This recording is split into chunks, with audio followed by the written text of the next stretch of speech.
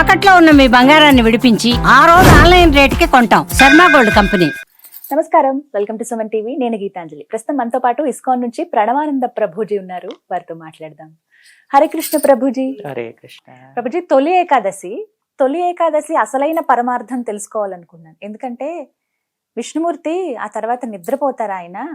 ఇంకా మరి ఆయన నిద్రపోతే తర్వాత సృష్టి సంగతి ఏంటి, అసలు స్వామి నిద్రపోవడం ఏంటి, మళ్ళీ ఎప్పుడో 6 నెలలకి నిద్రలేస్తారంట అని చెప్తూ ఉన్నారు. అందుకే అసలైన పరమార్థం, ఆ శయన స్థితి అసలు ఏమిటది మనకి వివరించండి. తొలి ఏకాదశి అని తెలుగులో అంటారు, కానీ శయన ఏకాదశి పేరు.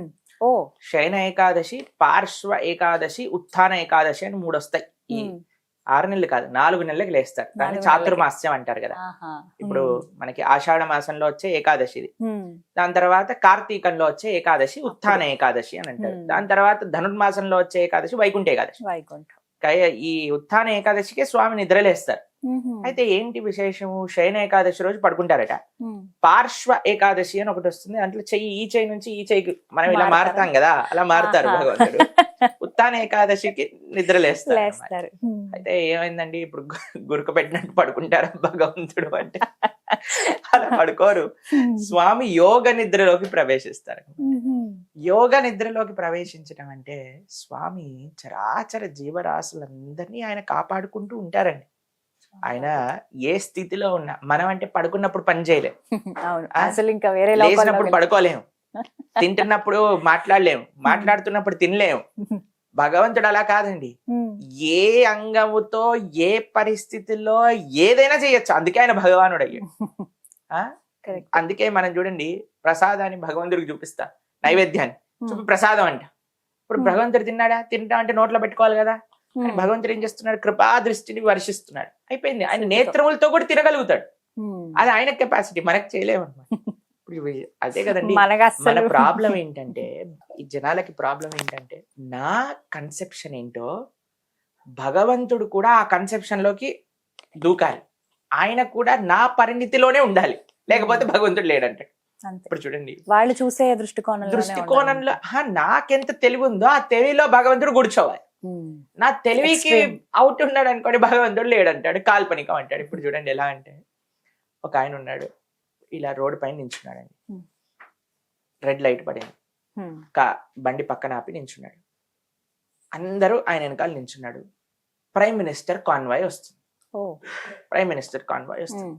ఇప్పుడు prime minister convoy red light ఉందని ఆగాల? ఆగుతుందా? ఆగదు. వెళ్ళిపోతూనే ఉంటాయి కార్లని.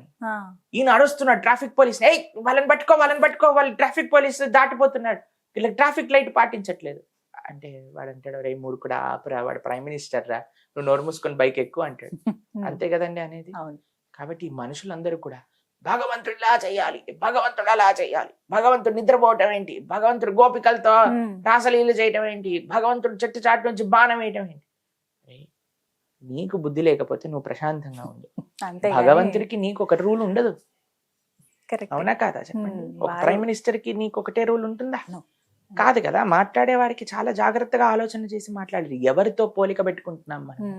ఒక్కొక్కరికి ఒక్కొక్క రూల్స్ ఉంటాయండి, అవునా కాదా చెప్పండి? ఖచ్చితంగా. కాబట్టి ఎవరి యొక్క ప్రోటోకాల్ బట్టి వాళ్ళు నడుచుకుంటారు.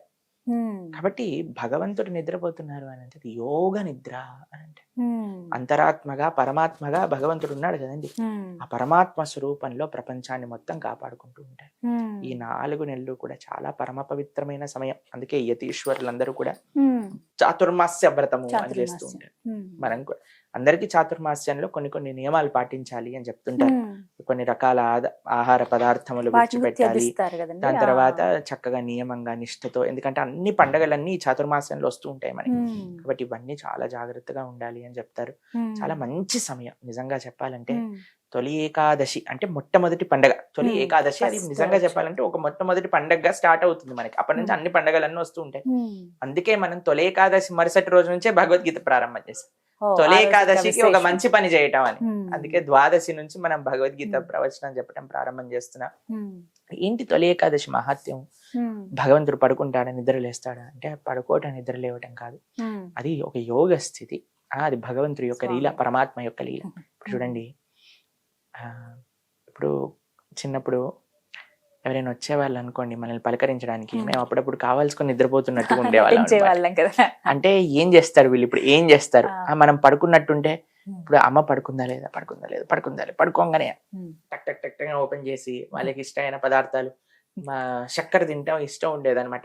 మీకండి? పంచదార ఆహా. తింటూ చిన్న పిల్లలు ఉండేది కదా ఆ అలవాటు, చక్కెర తింటా అమ్మ లేస్తున్నాను కానీ డబ్బా పెట్టేసి బయట పెట్టేసి మన పని మనం చేసుకుంటాం. అలా భగవంతుడు కూడా అలా యాక్టింగ్ చేస్తాడు. ఏం చేస్తాడు వీడు చూద్దాం పడుకున్నప్పుడు పడుకున్నాను. మనం కానీ అయ్యో స్వామి పడుకున్నాడు కదా నా పని నేను చేసుకుంటాను అన్నాడు అనుకోండి, అప్పుడు మనం ప్రాబ్లం లో పడతాం అస్సలు. అన్నమాట. కాబట్టి ఏకాదశి వ్రతం ఇందాక మనం మాట్లాడుకున్నట్టుగా అత్యంత ముఖ్యమైన వ్రతం.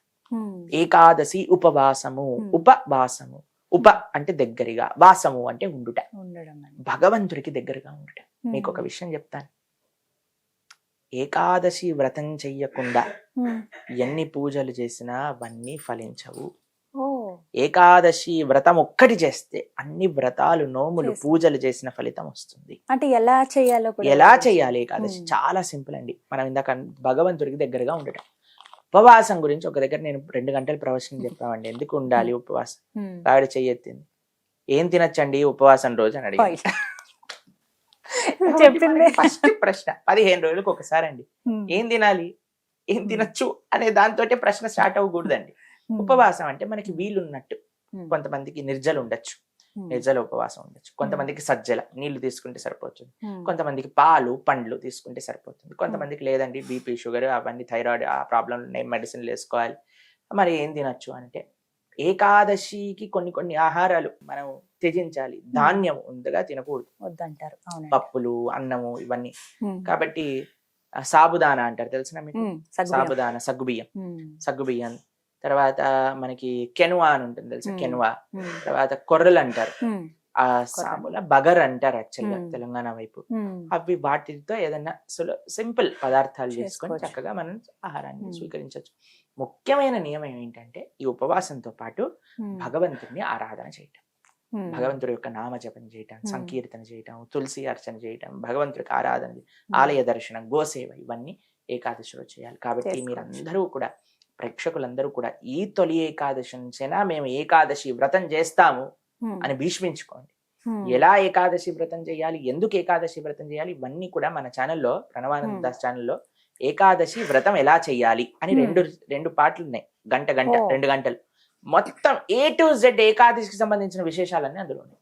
అవి శ్రవణం చేసినా సరే క్లియర్ గా తెలుస్తుంది. ఇప్పుడిప్పుడే వినేసేయండి, అప్పటికి మన మనసు రెడీ చేసుకుంటాం అనమాట. ఇప్పటి నుంచి ఏకాదశి వ్రతం ఉంటాం. చాలా సులభం అండి, చాలా అద్భుతం అండి. మొన్న పోయిన పాండవ నిర్జల ఏకాదశికి సుమారుగా మా భక్తులు 600 మంది 64 మాలలు జపం చేసుకున్నారు. కొంతమంది 128 మాలలు జపం చేశారు. కొంతమంది 150 మాలలు జపం చేశారు ఒక రోజులో. నుంచి రాత్రి దాకా ఉపవాసంతో పెద్దవాళ్ళు చిన్నవాళ్ళు అందరు కలిసి. రామని ఉంటాడు చిన్న పిల్లవాడు 108 మాలలు జపం చేశాడు. కాబట్టి స్వామి అనుగ్రహమే అది. అది చాలా కష్టమైన విషయం ఏం కాదండి, సంకల్ప బలం. అందుకే సంకల్పం తీసుకోండి. ఇంటిల్లిపాది మంచిగా ఏకాదశికి ఉపవాసం ఉంటాము. ఒక్కొక్కళ్ళకి ఒక్కొక్క స్థాయి. నిర్జలు చేసేవాళ్ళు, సజ్జలు చేసేవాళ్ళు, పాలు పండ్లు తినేవాళ్ళు, లేదా ఈ సాబుదానా, కెనువా, బగర్ ఇలా తీసుకునే వాళ్ళు అలా చేసుకుంటూ ఉండండి. ఏకాదశి రెసిపీస్ అని కొట్టండి, ఇస్కాన్ ఏకాదశి రెసిపీస్ అని. వందలు వేలు లక్షలు వస్తాయి మీకు, అన్ని రకాలు చేసుకోవచ్చు ఏకాదశి. కాబట్టి తినటం కోసం చేయకండి ఉపవాసం, ఈ విధంగా ఎవరైతే కొత్తగా ప్రారంభిద్దాము అనుకున్న వాళ్ళు మంచి రోజు తొలి ఏకాదశి నుంచి వ్రతం ప్రారంభం చేసుకోవడం, దానికంటే మించినది లేదు. చాలా అమూల్యమైన విషయం ఇది, తెలుసుకోవాలి. చాలా చక్కగా వివరించారు. హరే కృష్ణ ప్రభుజీ.